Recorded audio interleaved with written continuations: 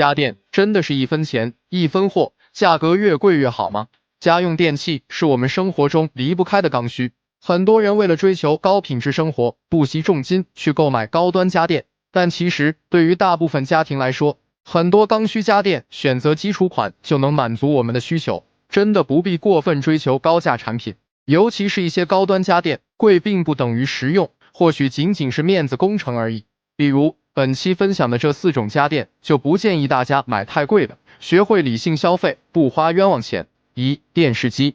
现在的电视机市场产品真的越来越卷，50寸以下机型甚至800块就能入手，但这丝毫不影响高端机型的销售，甚至每年各大厂商还会推出很多新款产品。要说便宜的电视与贵的电视相比，两者的观影体验确实天差地别。上万元的高端机型不仅电视屏幕巨大，而且画质效果更加清晰流畅，同时还拥有高度化智能功能，甚至无需遥控器即可轻松切换节目。但是咱们购买电视前有没有认真想过，你家的电视能看几次呢？随着电子产品的兴起，现在回到家不是躺在床上刷手机，就是玩电脑用平板追剧，除非家里人多的时候才会打开电视烘托一下热闹的气氛。可以说在大多数的时间里，电视机就是家里的一个摆设。所以试问你买那么贵的，要那么多附加功能，到底有何用？小东建议，对于电视使用频率不高的家庭来说，选择基础款就好，没必要为新技术更多功能买单。5000预算范围内挑个大尺寸屏幕的即可，就算平时不看，摆放在客厅也显气派。电热水器。热水器也是家庭生活中不可或缺的家电之一，很多人在选购电热水器时都会陷入纠结，究竟是买价格昂贵的，还是价格相对便宜的？说实话，储水式电热水器已经普及几十年了，技术发展到如今，就算几百块的产品，也能满足提供生活热水的基本需求。至于动辄卖到5、6千的高端产品，无非是增加了一些花里胡哨的功能，比如什么智能控制、提前加热、离子除垢等等。虽说听上去很高大上，却在实际生活中却并不常用。再者说，电热水器的使用寿命仅有8年，不管你材料再好，内胆再优秀，超过年限一样报废。而且从节能省电的角度来说，价格高的热水器因为智能功能多，反而会更费电。所以选购时只要关注核心功能和安全性就可以了，千万别被那些炫酷的附加功能所诱惑。小东建议，其实选购电热水器并不难，只要热水输出率不低于 90%， 功率不小于3000瓦，同时具备防漏电保护功能的，满足这3个条件，1、2千块价位的同样是好产品。当然，如果家庭人口多，建议选择储水容量在60升以上的，才能确保充足的热水供应。冰箱。目前市面上的冰箱不仅品牌众多，价格跨度也是高低不一，便宜的只要1、2千元，贵的则要卖到上万元。要说1000多的冰箱和4、5千的冰箱相比，在性能体验方面区别还是蛮大的。太便宜的冰箱不仅容量偏小，制冷技术落后，容易结冰霜外，保鲜效果也是不尽人意。但反观5000块钱的冰箱与上万的冰箱比较，使用上的体验差距可以说是微乎其微。所谓的高端机型，无非是在外观用料上更高档一些，看上去更高大上一些，里边的存储分区更精细一些，仅此而已。说白了，冰箱的本质工作就是食物冷藏和保鲜。虽说上万元的高端冰箱在保鲜技术方面有所提升，但食材放久了还是会出现风干、串味、腐烂等问题。而且冰箱再贵，保鲜技术再先进，也不如菜市场刚买回来的新鲜。所以对于选购冰箱，根本没必要多花钱。小东建议，预算在5000以内的，挑个颜值高的、容量大的，足可以满足日常所需。对于高端冰箱而言，溢价换来所谓的高科技保鲜、智能化体验功能，生活中真的很少会用到。油烟机。要我说，家电行业里最大的智商税就是高端油烟机。这么说吧，厨房烟机发展这么多年，技术方面没见啥突破，但是产品价格却一年比一年高，真是离谱。现在市面上的油烟机几百块的也有，贵的则要卖到6、7千元。我承认，高端油烟机不仅在外观设计上做了升级，同时还增加了一些智能化体验，比如挥手感应、油烟自清洁等，但在排烟性能方面却没有很大改善。对比后你就会发现，价格便宜的烟机，同样也能做到大吸力、大风压，与高端烟机相比，性能参数上差异并不明显。也就是说，你花高价购买的高端油烟机，换来的仅仅是外观上的提升以及智能化的便捷体验，仅此而已。但这些花俏的附加功能，对于大部分家庭来说都不实用，选择基础款烟机，足可以满足日常需求了。小东建议，选购油烟机真不必追求昂贵的品牌和花哨的功能，只要风量在17米以上，风压大于300帕，噪音值小于65分贝，满足这些性能参数，2000块左右的烟机就非常优秀了。最后想说，不论买任何家电，最重要的还是看实用性。家用电器说白了，就是用来方便生活的，不是用来摆设的。所谓的高端家电，很多智能化功能，其实咱们日常生活中根本就用不上，适合自己实际需求的才是最好的，才能让咱们的生活真正便捷舒适。俗话说得好，骑自行车去酒吧，该省的省，该花的花。装修房子也是如此，要学会如何把钱花在刀刃上。尤其是买材料，千万别死心眼，啥东西都挑贵的买，白白当了冤大头。也不能一味的去追求性价比，啥东西都挑便宜的买，导致装修品质大打折扣。这一期小东就给大家好好梳理一下，告诉你装修哪些地方可以省，哪些地方不能省，这样才能保证既节约成本又能把家装好。装修6个可以省钱的地方。瓷砖可以省，市面上100-200一片的瓷砖都是给有钱人家准备的，普通家庭装修根本没必要。瓷砖这东西没啥技术壁垒，也不涉及到环保，所以千万别买太贵的，选产地广东的，选花色，挑纹理就好了，只要硬度和平整度达标，找个手艺好的铺贴师傅，几十年都用不坏的。乳胶漆可以省，买乳胶漆你记住，只要不是假货、翻桶漆，质量就没问题。咱就买个品牌的基础款，市面上500-600块一大桶的就已经很优秀了，基本上都具备防霉、抗碱、耐刷洗能力。那些打着净味、竹炭、除醛的5合1、8合1，其实就是换个包装，改个名字卖高价，对涂刷效果没啥影响。集成吊顶可以省，厨房和卫生间的集成吊顶根本没必要多花钱，它的主要作用就是给顶面管线遮丑用的，咱就买个300×300规格的铝扣板最实用，价格在100多一个平方就能买到，厚度选0.6以上的，挑个哑光面的，档次更高，也容易打理。这东西入住后也不会去踩，也不会去碰，根本用不坏。所谓的蜂窝大板，虽说颜值高，但价格也不便宜。入住后你也不会抬头看，根本没必要。灯具可以省。都说灯具是个暴利行业，还真不是危言耸听。尤其是线下实体店，溢价高的更是离谱。随便一盏带点造型的水晶灯，动辄就敢卖你2-3千。所以买灯具千万别去当冤大头，咱就选择网购，认准广东中山产地，质量靠谱，价格还便宜。另外，选灯具切记要以实用性为主，尽量避开那些造型夸张、积灰不易打理的网红吊灯或是水晶灯。窗帘可以省。窗帘说穿了不过就是一块遮光布，重要的是选布料，而不是看品牌。说句扎心的真相，你花很贵的钱买到手所谓的品牌窗帘，就是在交智商税。因为窗帘商家自己也不生产布料，都是批发布料回来，再贴上自己的商标卖给你而已。所以买窗帘品不品牌真的无所谓，想省钱就直接网购，认准产地绍兴河桥，挑对布料和颜色就可以了。客厅选棉麻，透气性好；卧室选涤纶，遮光性好；颜色选纯色，更百搭。卧室床可以省。很多人买卧室家具都搞反了，把钱用错了地方，舍得花上万块钱买个床，却不舍得花几千块钱买个床垫。要我说，卧室床花的钱再贵再高档，它也不过是个床架而已，好看大于实用。所以千万别去花那冤枉钱，选个2-3千块的实木床足够用了。省下的钱升级个质量好的床垫，毕竟躺着舒服比你看着舒服更重要吧。装修6个不能省钱的地方。木地板不能省。相信我，如果想对自己和家人健康负责，买地板就一定不能省钱。抛开质量不说，关键这东西涉及到环保问题。咱们都知道，木地板含有胶水，有胶必有醛，一旦甲醛超标，后果很严重。特别是铺了地暖的家庭，冬天暖气一开，甲醛会成倍释放，所以千万得重视起来。建议打算装修木地板的，尽量选择大品牌的实木多层或者纯实木地板，环保等级务必要买1-0级以上的。腻子粉不能省。很多人对墙面腻子粉不太重视，觉得它不过是墙面找平的基础材料，不会影响装修效果。但事实上它不仅对墙面的防潮抗裂起到决定性作用，而且内行人都知道腻子粉选不好，甲醛吸到饱，所以腻子粉对后期入住影响真的是非常大，千万不能马虎。腻子粉建议你首选品牌耐水腻子，比杂牌腻子粉没差几个钱，关键是上墙施工不用加胶水，更环保。3. 马桶不能省。如果你家老房子的马桶经常出现下水堵塞、反胃甚至漏水的情况，再买马桶你一定不会省钱。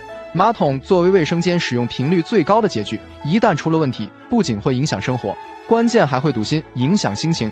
所以听我句劝，在你预算范围内买最好的。好的马桶，桶釉面厚且光滑，不会发黄、挂污渍，也杜绝了经常冲不干净的烦恼。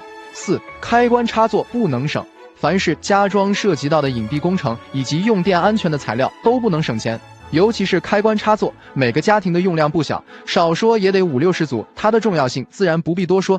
在这个项目上省小钱，就是给你未来的家埋下安全隐患。所以建议选开关插座一定要认准大品牌，选择正规渠道，确保家中的用电安全。5. 断桥门窗不能省。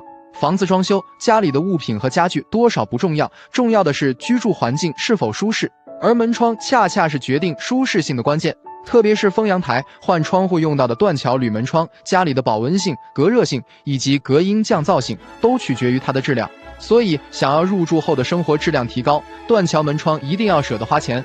有条件的建议直接选系统门窗，预算一般的家庭建议选择700元以上的普通断桥窗。6. 找装修公司不能省。装修行业坑多水深，鱼龙混杂，如果你打算找装饰公司装修，千万不能省钱，特别是一些不知名的小公司或是不专业的游击队，别看装修价格便宜你就动心了。要知道，装修行业只有保障合理利润的前提下，才能确保后期的施工质量。没有利润的情况下还同意给你家施工的，那只能偷换材料，以次充好，来确保自己的利益不受损失。所以打算找装修公司的，一定要认准知名大品牌。当然，不想踩坑又想省钱的，也可以考虑自装。随着大众审美的提高，一些新式装修设计也如雨后春笋般涌现家装行业，其中不少产品凭借超高的颜值吸引了广大装修业主的眼球。但是随着市场热度的退去以及时间的推移，一些曾经爆火的设计如今早已跌下了神坛，甚至因为问题频发而沦为了笑柄。这一期小东就为大家盘点5个装修设计的典型案例，看谁还敢乱跟风。1. 悬空电视柜。所谓的悬空电视柜，其实就是把传统电视柜挂在墙面上，兼顾了美观和收纳2个功能的同时，还杜绝了地面上的卫生死角。这种独特的设计方式一经推出，就成为很多家庭装修电视墙的首选。但是很多人做悬空电视柜之前都忽略了它的承重性，导致入住后各种问题频发，要么电视柜下坠变形，要么就是墙体裂缝，后悔不已。网友于小鱼入住不到3个月，最担心的是还是发生了悬空电视柜翻车了。现在想想，估计是电视柜受力面又窄又长，单面墙体承重性差，掉落真的是迟早的事。网友娟儿姐前几天突然发现电视柜和墙之间的缝隙怎么越来越大了，仔细一看，我去，电视柜低头了。我发誓只放了个电视而已，就这么点重量都承受不住。这么说吧，悬空电视柜虽然高级，但却要牺牲安全性，显然非常不值得，所以最终沦为笑柄也就不足为奇了。2. 超大落地窗。一整面的大玻璃落地窗确实很抓人眼球，在前些年里可谓是销售火爆，凭借高颜值、视野通透、可无死角的欣赏窗外风景等自身优势，一度成为高端装修的代名词，也非常符合大众的审美。但说实话，没火几年就不受大家待见了，当初跟风效仿的家庭也开始纷纷后悔。其实在我看来，虽说安装超大落地窗的综合成本高，但这还不是最终促使它跌下神坛的根本原因。说到底还是因为它的实用性太差。要知道，玻璃面越大，抗风压的能力越差，自爆的风险越高。网友布鲁，我家的大玻璃落地窗美炸了。凌晨2点15分，大玻璃突然的自爆了，太吓人了。原来不只是夏天会爆啊，还有就是无法逃避的通风问题，因为结构原因导致不便于开窗。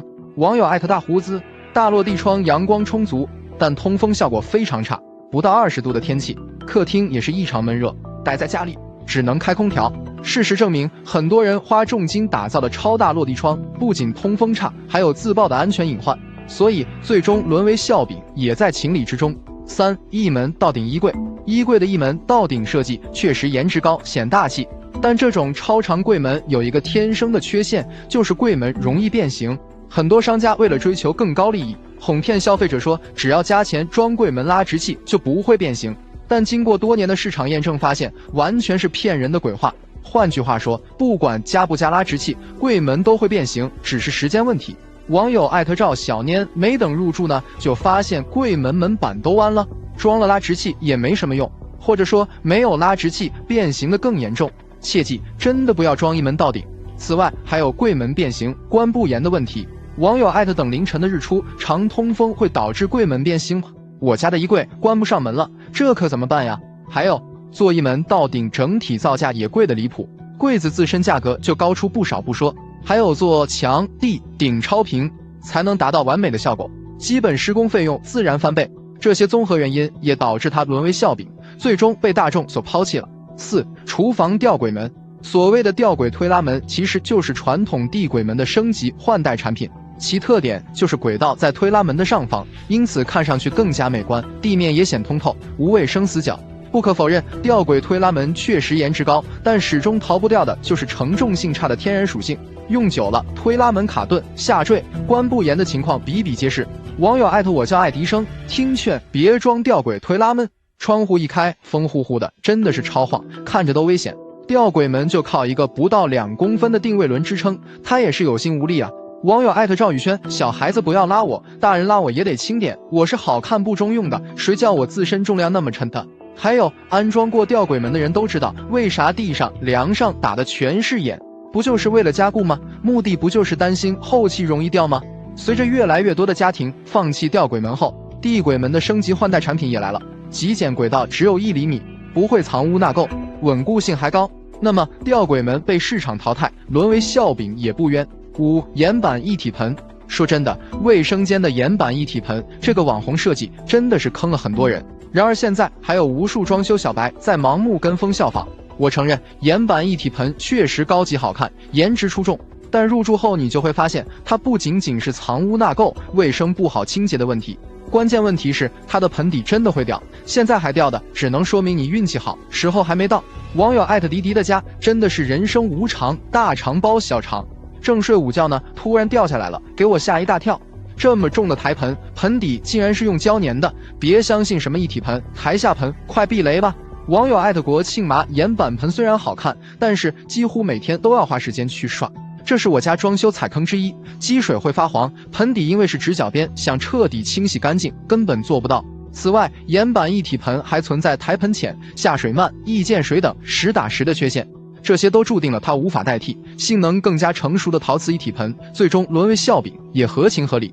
卧室是让人放松身心和休息的地方，所以不管是在装修装饰上还是物品摆放方面，都要合理的考虑到它的需求。在我看来，对于卧室空间，安静且温馨是必须的，而整洁舒适也是必不可少的，这样才能保障有一个良好的休息环境。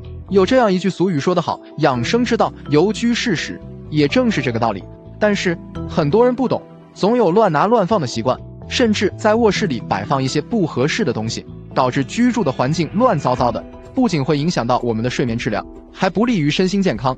这一期小东根据老一辈的居住经验以及个人的生活体验，给大家总结出5样不适合放在卧室里的物品，建议你尽快拿走，别不当回事。1. 手机和电子产品。要我说，卧室里最不该出现的就是手机、平板、笔记本电脑这类的电子产品。很多人根本意识不到睡觉前玩手机和电子产品带来的危害。不可否认，现在我们大部分人都有睡前看手机的习惯，瞌睡了就顺手放在床头柜或者枕头下面。殊不知，这样的行为对我们至少有3大危害。第一，容易熬夜，影响睡眠。睡觉前看手机、玩电子产品，往往会越看越精神，一不小心就熬夜，导致睡眠时间不足，起床以后无精打采，精神萎靡。第二，造成颈椎病和眼病。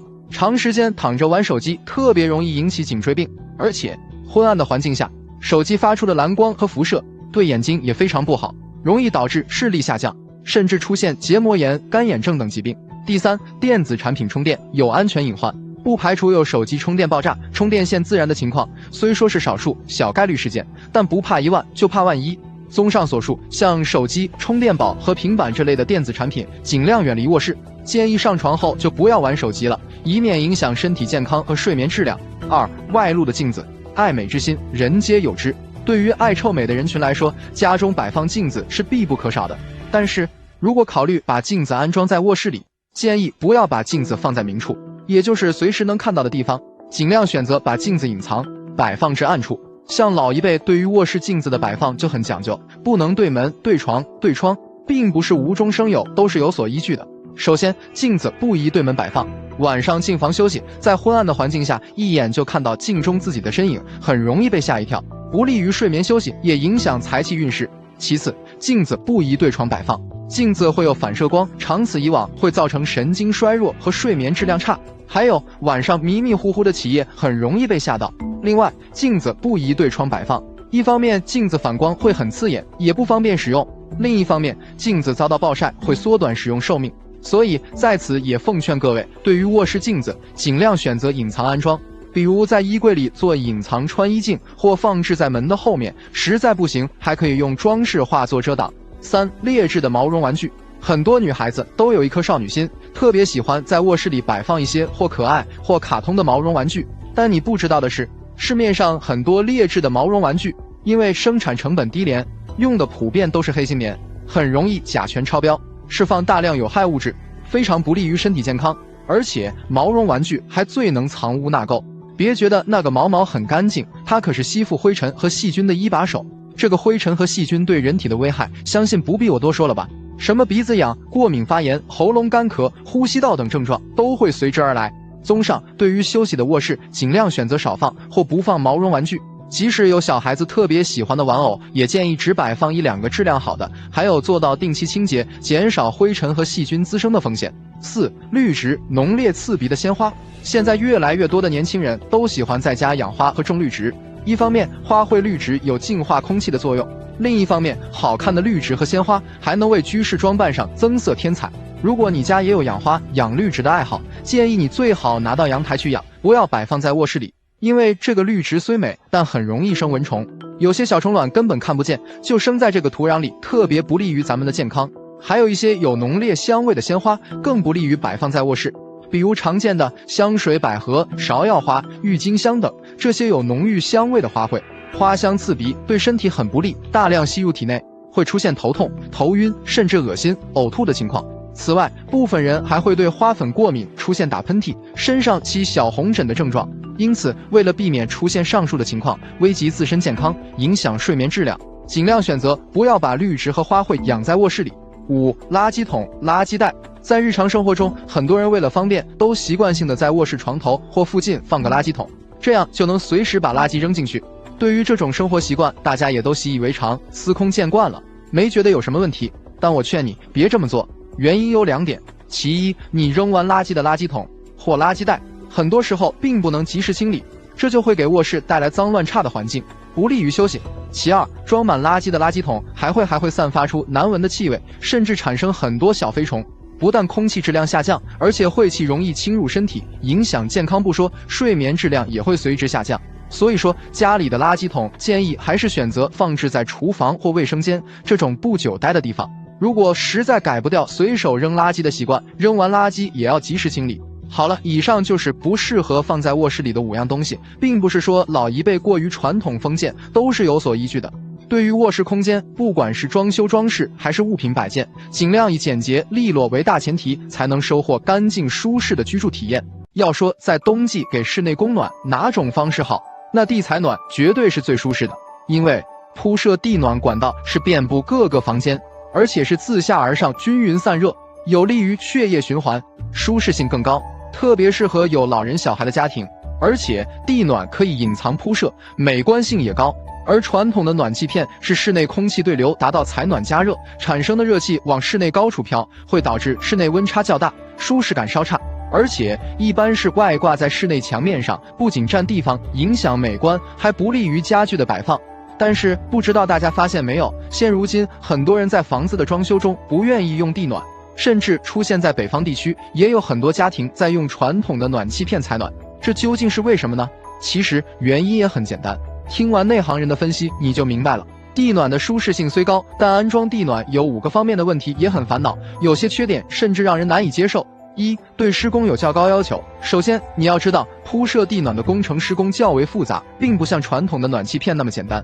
如果打算装好地暖，一般要对地面找平、涵管、固定、回填等一系列的专业施工，而且这些项目不管是哪一个环境出现了问题，都会影响后期的使用。其次，地暖系统属于是隐蔽工程，所有的管材需要埋在地下，所以要在房子装修前期进行设计施工，比较适合刚刚装修的新房。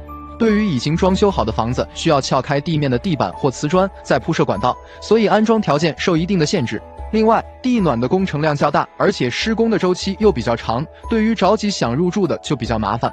而反观传统的暖气片，则安装条件的包容度很高，无论是新房装修还是老房升级改造都能满足。二、影响室内层高。地暖系统是安装在瓷砖或地板下面，优势是不会占用室内的空间面积，但缺点是会降低房子的层高，因为铺设地暖管会有一定的厚度，加之还有水泥、河沙的厚度，完成后的高度至少会占用房间的6到8公分的高度，这针对一些低矮的户型来说就不太友好了。尤其是一些本来层高就只有2.67米的用户，如果装修还需要吊顶的话，那会让房子室内变得更压抑了。所以很多人为了提升居住的舒适性，也只好放弃安装地暖。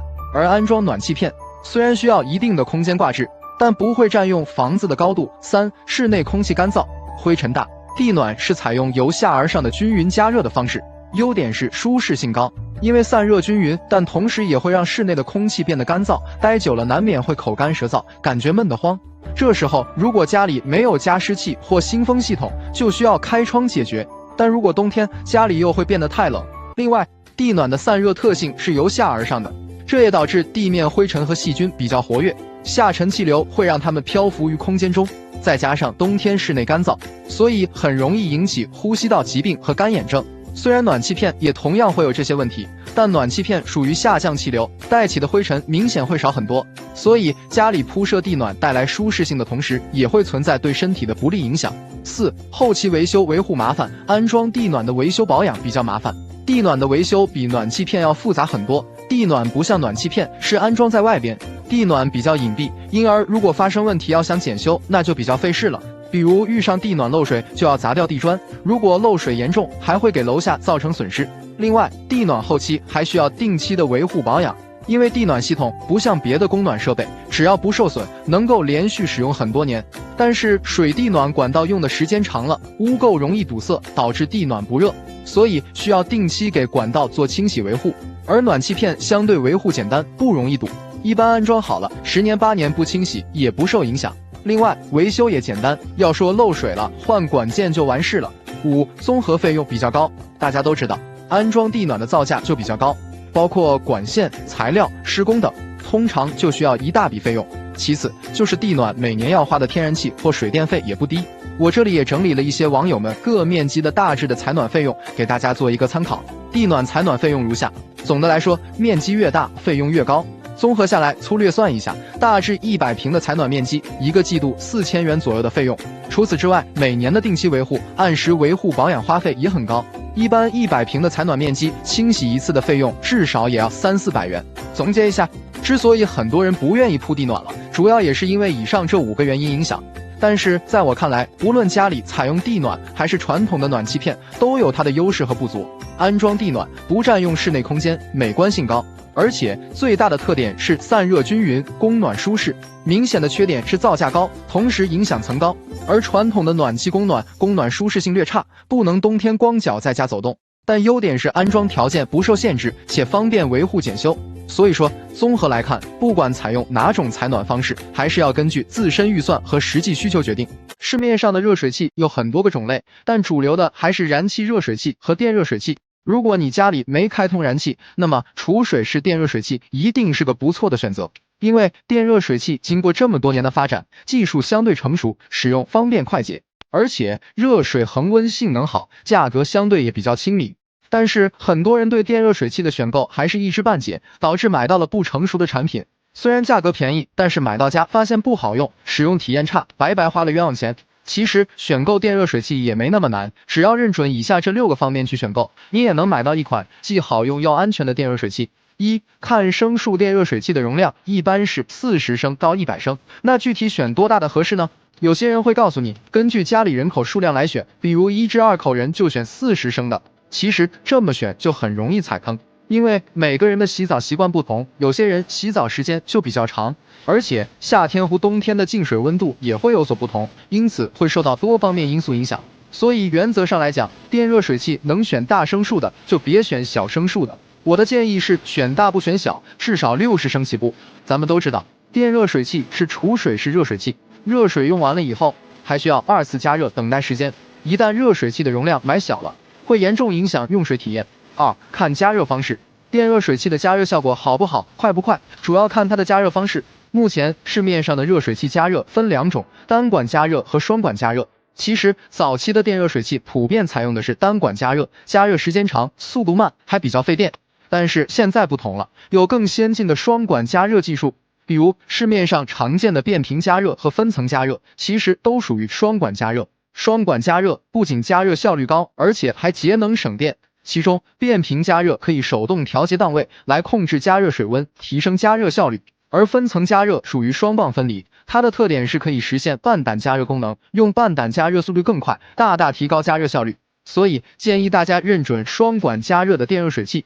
3、看内胆材质。要知道，内胆是电热水器的心脏，直接影响使用体验和使用寿命。内胆质量太差的话，不仅保温性能差，如果出现破损，就会发生漏水漏电的情况。而好的内胆，不论是密封性还是保温性以及耐用性都更好，基本上使用8至10年都没问题。目前电热水器的材质主要有镀锌内胆、搪瓷内胆、不锈钢内胆3种，其中镀锌内胆一定不要选，这种内胆质量最差，容易结垢，使用寿命也短，只有少数的低端热水器还在用。性价比最高的要数搪瓷内胆，搪瓷内胆的抗压能力强，耐腐蚀，不容易漏水，而且成本适中，还有不错的使用寿命。另外，市面上的一些名牌会给内胆起一些高大上的名字，叫什么钛金内胆、金刚内胆、蓝钻胆等，其实都是搪瓷内胆的一种，只是加了涂层而已。不锈钢内胆的制作工艺比较高，成本也贵，一般用在少数的高端热水器上，这里就不展开说了。4、看安全性。电热水器的安全性是重中之重，如果不想洗澡时发生触电的情况，一定要选择带有安全防护系统的热水器。其实安全系统就是漏电保护能力。目前主流的电热水器的漏电保护主要有防电墙技术和3级断电保护2种，一般国内的大品牌都有防电墙技术，可以把电流过滤掉，安全性高。国外品牌使用的是3级断电技术，带有这些安全防护的电热水器，安全性都有保障。当然，最重要的是选择一些专业的大品牌，技术比较过硬，同时具备防电墙、防干烧、防高温过热等技术，使用时也更加安全。5、看节能等级。